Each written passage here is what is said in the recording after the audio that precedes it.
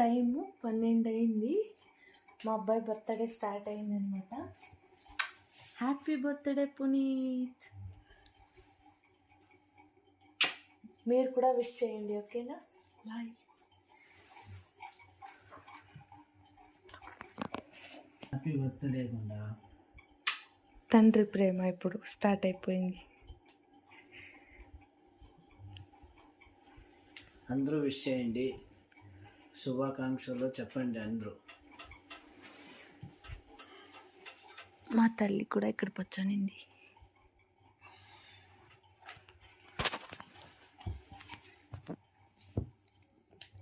ఇంకొకసారి happy birthday Puneeth.